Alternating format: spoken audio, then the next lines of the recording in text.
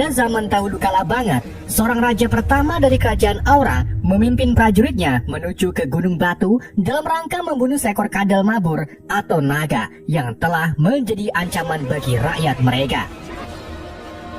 Sesampainya di gunung tersebut, Raja Aura memerintahkan prajuritnya untuk membuang rasa takut karena memang untuk menghadapi sang naga butuh keberanian yang kuat. Namun ternyata sang raja tipeng karena meskipun mereka sudah berani, sang naga dengan mudahnya meleburkan mereka dengan semburan api.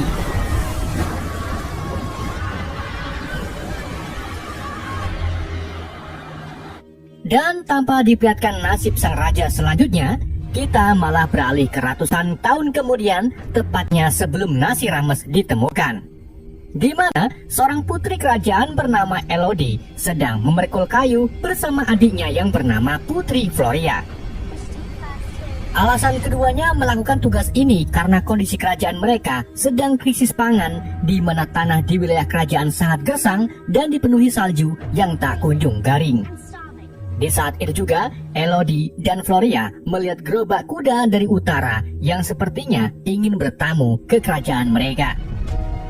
Keduanya pun kembali ke kerajaan dan menemukan ayah serta ibu tiri mereka sedang berbicara dengan pendeta berbaju merah. Kedatangan pendeta tersebut ternyata hanya untuk memberikan surat pesan dari Ratu Kerajaan Aura. Setelah pendeta itu pergi, ayah Elodie bernama Lord Byford membuka surat tersebut dan mendapati kalau surat itu berisi lamaran Pangeran Aura kepada Putri Elodie, yang apabila Elodie menerima lamaran tersebut, maka kerajaan Aura akan memberi imbalan harta kekayaan kepada kerajaan Byford.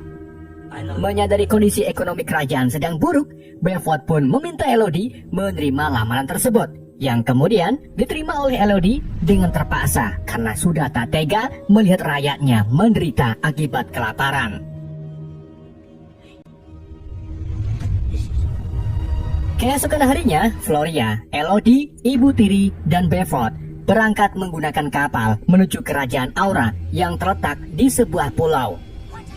Setelah menempuh perjalanan 2 hari, mereka akhirnya sampai di wilayah Pulau Aura, di mana mereka disambut oleh kabut tebal dan juga 2 patung naga yang terlihat menyeramkan. Setelah nyender di Sier, 4 anggota keluarga itu dibawa ke istana kerajaan menggunakan dokar. Sesampai di sana, mereka disambut pelayan kerajaan bernama Pak Bagong yang membawa mereka ke kamar pribadi Elodie. Pak Bagong memberitahu Elodie kalau besok Ratu akan menemuinya guna memperkenalkan Elodie dengan pangeran tampan Aura yang bernama Henry. Prince of Aurea. Setelah semua orang meninggalkan Elodie sendirian, Elodie pergi ke jendela menara dan tak sengaja melihat seorang gadis bernama Eloise berada di menara sebelah dengan tatapan penuh penyesalan. Di malam harinya, Elodie tidak bisa turu karena masih penasaran dengan wajah Pangeran Henry. Ketika Elodie melihat pemandangan hutan Aura melalui jendela, tiba-tiba ia melihat api dari kejauhan, tepatnya di kaki Gunung Batu. Di saat itu juga, Floria mendatangi kamar Elodie dan mengaku kalau ia tidak bisa tidur karena memikirkan kakaknya yang sebentar lagi akan menikah. Keesokan harinya, Elodie menghadap ke Ratu Aura bernama Ratu Isabel yang secara langsung memperkenalkan Elodie dengan putranya yaitu Henry. Agar keduanya saling kenal, Ratu Isabel sengaja meminta Henry untuk mengajak Elodie jalan-jalan ke taman. Di sana, Elodie nampak senang melihat ketampanan Pangeran Henry, namun tidak dengan Henry yang malah terlihat biasa saja. Henry kemudian mengajak Elodie kuda-kudaan melintasi perhutani. Saat mereka menikmati pemandangan, Elodie mengatakan kalau semalam ia melihat cahaya di pegunungan batu, seperti ada yang ngobrol kodok di sana. Henry pun menjelaskan bahwa kerajaannya masih memiliki ritual tahunan yang mana ritual tersebut akan terhubung ke pernikahan di setiap keturunan kerajaan Aura. Sementara itu, di istana, ibu tiri Elodie baru saja melihat Byford dan Isabel berbicara tentang imbalan harta. Sebagai ibu sambung, ia pun menanyakan masalah pernikahan Elodie kepada Byford, Namun di sini Bearfoot menolak untuk membahasnya dan terlihat lemas setelah mendengar perjanjian yang baru saja ia terima. Meskipun begitu, Bearfoot mengatakan kalau Ratu Isabel akan tetap memberi harta imbalan yang melimpah kepada kerajaan mereka. Merasa ada yang aneh dengan perjanjian tersebut, Ibu tiri pun pergi menemui Isabel yang sedang menyiapkan dekor pernikahan. Si ibu tiri lalu mulai basa-basi dengan berbicara tentang hubungan antar kerajaan setelah pernikahan. Namun bukannya disambut baik, Isabel malah terlihat tidak suka dengan ibu tiri dan menghina-hina keluarga ibu tiri yang berasal dari pembuat tali. Tidak cuma itu, Isabel juga menyebut nama Elodie dengan nama Eloise yang akhirnya membuat ibu tiri curiga kalau Pangeran Henry bakal menikah dengan dua putri sekaligus, yaitu Eloise dan Elodie. Tak terima putrinya bakal disakiti, si ibu tiri pun menemui Elodie dan mintanya untuk berpikir dua kali sebelum menikah dengan Henry. Namun sebelum ibu tiri memberitahu bahwa ada yang tak beres, Bearfoot datang dan menyuruh istrinya pergi dari tempat tersebut.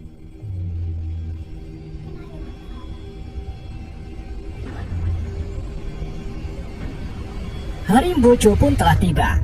Elodie kemudian dipasangi skin epic agar terlihat cantik. Setelah itu ia pergi ke taman dan memulai pernikahan dengan Henry sambil disaksikan oleh banyak orang. Setelah pernikahan selesai, Henry mengajak Elodie pergi ke tempat ritual dengan menggunakan gerobak kuda. Henry lalu membawa Elodie ke kaki gunung batu yang menjadi tempat ritual kerajaan diadakan. Sesampai di sana, Elodie mulai merasa ada yang tidak beres karena para peserta ritual memakai topeng aneh yang membuat suasana di sana menjadi mencekam layaknya pemuja setan. Namun Elodie menghiraukannya karena hari ini adalah hari bahagia yang akan ia dapatkan satu kali seumur hidup. Ratu Isabel lalu memulai ritual dengan menerangkan kalau sebelum raja pertama membangun kerajaan di pulau ini, sang raja menemukan penghuni pulau pertama, yaitu sang naga. Namun sang naga sangat susah dibunuh sehingga sang raja membuat perjanjian dengan sang naga. Perjanjian itu berupa menyerahkan ketiga putri raja kepada sang naga sehingga naga itu mau memberikan setengah pulaunya untuk kerajaan Aura. Dan tujuan ritual ini dilakukan yaitu untuk memperingati pengorbanan ketiga putri raja. Ratu Isabel lalu mulai menggores telapak tangan Henry dan Elodie, di mana darah Elodie diletakkan ke darah Henry sehingga kini Elodie menjadi bagian dari keturunan kerajaan Aura. Isabel kemudian meminta Henry menggendong Elodie melintasi jembatan jurang sebagai syarat ritual.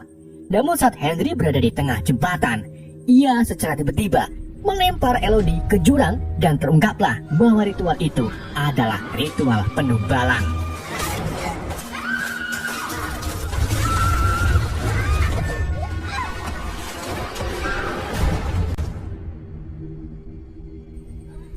Elodie kemudian mencoba memanjat jurang, tetapi sayangnya dinding jurang terlalu licin. Elodie pun berteriak meminta tolong, namun teriakan itu malah membangunkan sang naga yang sampai sekarang masih hidup. Di saat itu juga Elodie melihat banyak sekali permata Tuan Putri, yang artinya sudah ada banyak korban yang dijadikan tumbal. Elodie dikejutkan dengan cahaya api yang muncul di dalam goa.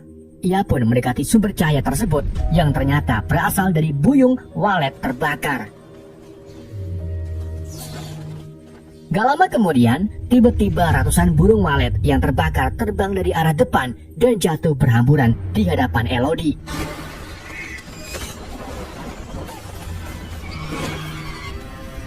Hal ini membuat Elodie penasaran mengapa burung-burung tersebut terbakar. Dan saat Elodie menyebut nama ibu, sesosok naga yang dimaksud tiba-tiba muncul mendekati Elodie. Naga itu ternyata bisa bahasa Inggris. Ia memberitahu Elodie kalau kerajaan Aura memiliki hutang, di mana setiap generasi kaum Aura harus menumbalkan putrinya kepada sang naga. Sang naga juga mengungkapkan kalau setiap wanita yang dikirim ke gua ini memiliki bau darah bangsa Aura. Namun sebenarnya tidak.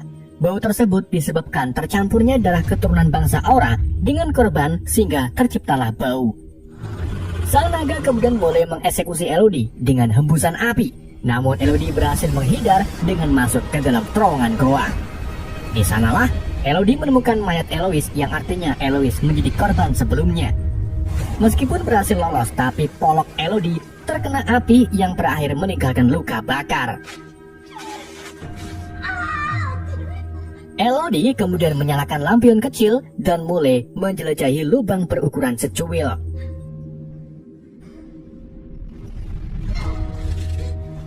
Setelah lolos dari lubang tersebut, Elodie menemukan sumber mineral berwarna biru. Namun mineral tersebut terletak di seberang jurang yang jaraknya sekitar 2 meter. Elodie lalu melompat melewati jurang itu dan hampir saja jatuh terpeleset.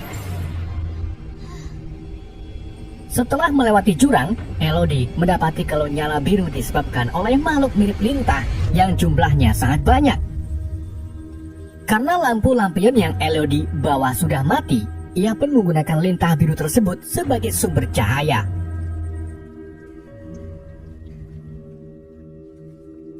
Elodie yang kehausan lalu mengap-ngap di bawah tetesan air beku. Namun siapa sangka ternyata sang naga sudah berada di atas air beku tersebut dan mulai menyemburkan apinya ke arah Elodie. Untuk bejo, Elodie berhasil lolos dengan masuk ke dalam ruang goa yang bentuknya mirip kenyos kelapa. Di ruangan inilah Elodie menemukan puluhan baju korban sebelumnya dan daftar nama-nama para korban termasuk Putri Victoria dan Guinevere. Elodie kemudian memutuskan untuk beristirahat di ruangan tersebut. Tapi sayangnya Elodie tidak bisa turun karena dihantui oleh para korban yang menyebutkan kalau bangsa Aura telah berbohong. Di saat itulah Elodie terbangun dan mendapati kalau luka bakar di kakinya dikerumuni oleh lintah biru. Namun ketika Elodie menyingkirkan lintah tersebut, ternyata lintah itu menyembuhkan luka bakar Elodie dengan sangat cepat. Elodie pun menempelkan lintah itu ke luka di tangannya dan benar saja dalam hitungan detik luka Elodie langsung sembuh. Setelah itu Elodie menemukan peta gua yang dibuat oleh Victoria, yang artinya Putri Victoria berhasil lolos dari gua ini. Tanpa pikir panjang, Elodie pun mengikuti peta tersebut dan sampailah ia di lubang keluar yang dikelilingi oleh batu kristal. Selain itu, Elodie juga menemukan mahkota Victoria dan menggunakan mahkota tersebut untuk memanjat lubang tersebut.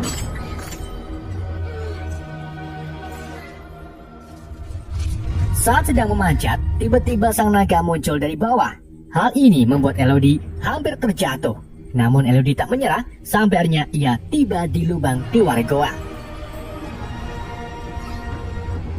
Akan tetapi, ketika Elodie pergi ke mulut goa, ternyata jalannya buntu dan sekarang Elodie berada di pucuk gunung batu. Di saat itu juga, Elodie melihat ayahnya dan 3 orang pria yang datang untuk menyelamatkan Elodie. Namun ketika Elodie berteriak kepada ayahnya, sang naga datang. Untungnya, naga tersebut langsung pergi setelah mendengar teriakan dari Beeford yang berubah pikiran untuk menukarkan putrinya dengan harta.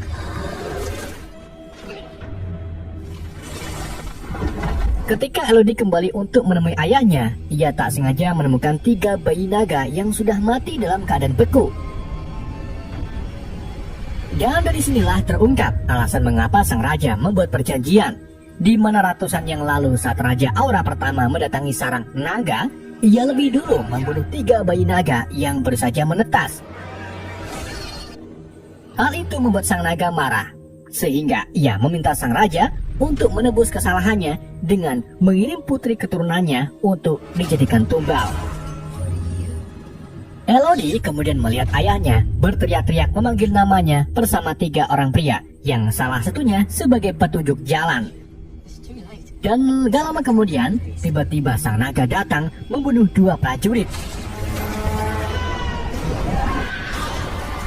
Sedangkan pria petunjuk jalan memilih pergi untuk bersembunyi. Beeford lalu mencoba melawan naga tersebut, tapi tentu saja Beeford bukan tandingannya sehingga ia dapat dengan mudah dikalahkan. call her. Saat sang naga menusuk tubuh Bevot dengan kukunya, Elodie tak sengaja menimbulkan suara sehingga naga tersebut mencari Elodie yang bersembunyi di balik pilar. Untungnya, sebelum naga itu menemukan Elodie, ia terpancing oleh suara pria petunjuk jalan. Setelah naga itu pergi memburu petunjuk jalan, Elodie menghampiri ayahnya yang sedang sekarat. Sang ayah lalu meminta Elodie untuk naik ke atas sebelum akhirnya ia meninggal.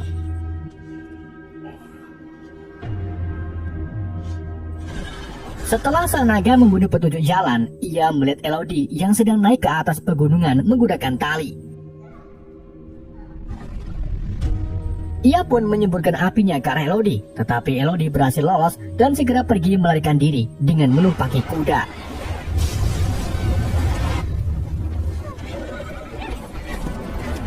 Kaburnya Elodie membuat sang naga marah karena baru pertama kalinya ada korban yang berhasil selamat.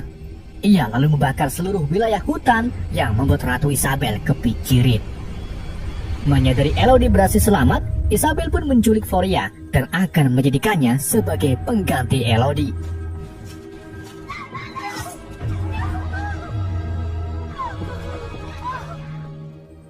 Keesokan harinya, Elodie yang sedang bersembunyi di balik batu bertemu ibunya yang memberitahu kalau Isabel membawa Floria ke gunung. Tak berpikir panjang, Elodie pun pergi ke sana untuk mencegah Isabel. Namun sayangnya, Elodie telat, di mana Isabel sudah mencampurkan darahnya sendiri dengan Floria dan melemparkannya ke jurang.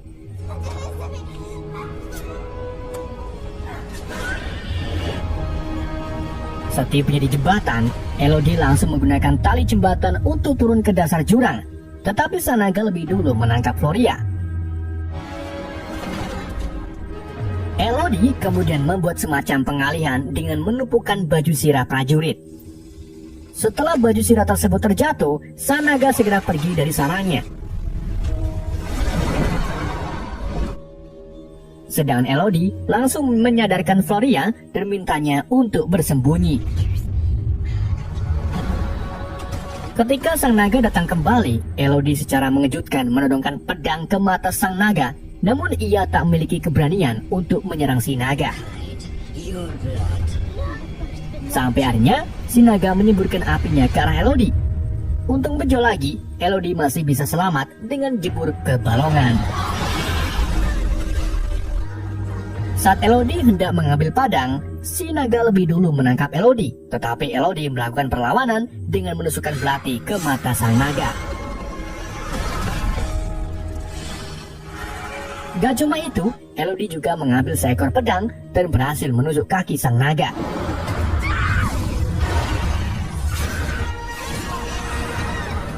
Ketika sang naga berjalan sempoyongan, Elodie melihat dinding berombak yang dapat memantulkan angin. Elodie pun memancing naga ke dinding tersebut dan memintanya untuk membunuhnya dengan api. Saat sang naga menyemburkan api, Elodie langsung melompat sehingga api tersebut mantul dan mengenai kepala si naga. Alhasil, naga pun kesakitan dan akhirnya berhasil dikalahkan. Elodie kemudian memberitahu sang naga kalau selama ini ia dibohongi bangsa Aura, di mana para wanita yang dikirim ke sini bukanlah putri keturunan bangsa Aura orisinil, melainkan putri kerajaan lain yang dicampur darahnya dengan bangsa Aura. Sehingga darah yang dicium sang naga akan sama dengan darah bangsa Aura. Sang naga lalu meminta Elodie untuk membunuhnya, tetapi Elodie menolak dan malah menyembuhkan luka sang naga dengan lintah biru. Dari sinilah sang naga akhirnya sadar dan berteman dengan Elodie. Elodie kemudian kembali ke istana Aura, di mana di sana Isabel sedang menikahkan Henry dengan putri kerajaan lain yang bakal dijadikan tumbal. Elodie lalu mendekati sang putri dan mintanya agar segera pergi sambil membawa keluarganya. Gak cuma itu, Elodie juga menyuruh orang-orang yang bukan keturunan Aura untuk pergi meninggalkan istana. Di saat itu juga, sang naga datang. Dengan penuh amarah, sang naga mulai membakar Isabel dan seluruh keluarganya. Ia juga membakar seluruh kerajaan Aura. Di hari berikutnya, Elodie, Floria, dan Ibu Tiri kembali ke kerajaan sambil membawa sang naga yang bakal selalu menjaga keluarga Elodie. Dan cerita film pun berakhir.